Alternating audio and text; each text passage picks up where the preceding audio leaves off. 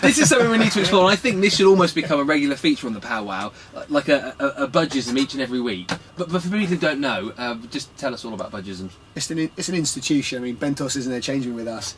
A few years ago, where basically we started hearing all these ridiculous words that Chris started putting together, words that weren't supposed to be together. On purpose, or is he just... No, totally by accident. It's like, it's either he's so slow that his brain's not working fast enough, or he's so intelligent. Maybe his IQ's off the scale and he's just like creating a whole new language. So Phil Dolman came up with, it started off as budgisms, and we thought we need to get it on paper, and the budginary was born. Yeah.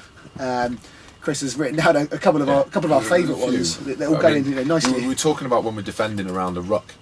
We move around the ruck, and Bud said, "Yeah, but we've got a hovertate." Whatever hovertate was, sort of, I don't quite know. And his favourite food is chili con korma. A chili con korma.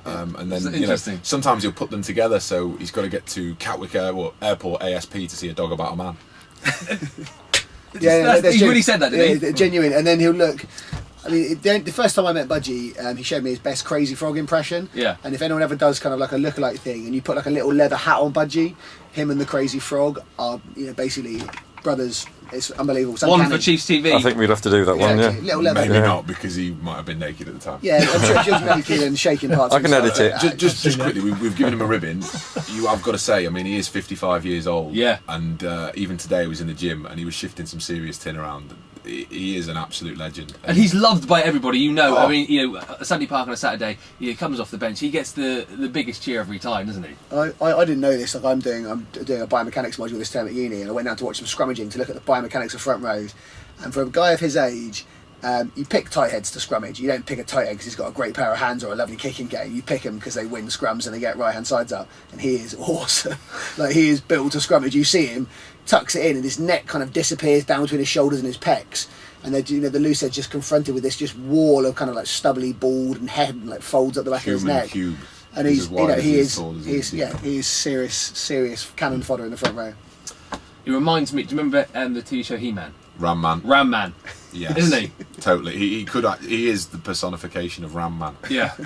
And the other thing is, he's so durable. I mean, last year he featured in the vast majority of our games, and he's playing for the Army. He had more rugby probably than anybody else in the Chiefs squad last year. There's only really Jason Schumark, who actually recently this week's gone in the Guinness Book of Records as the oldest man. If you check out his Wikipedia, Guinness Book of Records this week as the oldest man in the Premiership. Born in oldest man to play professional rugby. I think he was born in Ranatunga down the Throater, somewhere in New Zealand. And in sort of the mid 1900s. Yeah, he is as old as he is wise. And if I play to him, he's still holding on with that hair. He's clinging to it, isn't he? He is, yeah. I mean, he's living the dream, and I love him to bits. Best legs on tour. It's two Guinness Book of World Records this week. Because Will Carrick-Smith is yeah, exactly. Tallest, poshest. And the oldest. Most vast selection of barber We're just leading the way in everything we do. Talking about awards, very shortly we are going to do the Peppa Pig Award. Also, we're going to give away tickets to come and see the game on Sunday. And of course, a little bit later on, we'll be hearing from Rob Baxter, and we've got backs versus forwards, all before 8 o'clock tonight.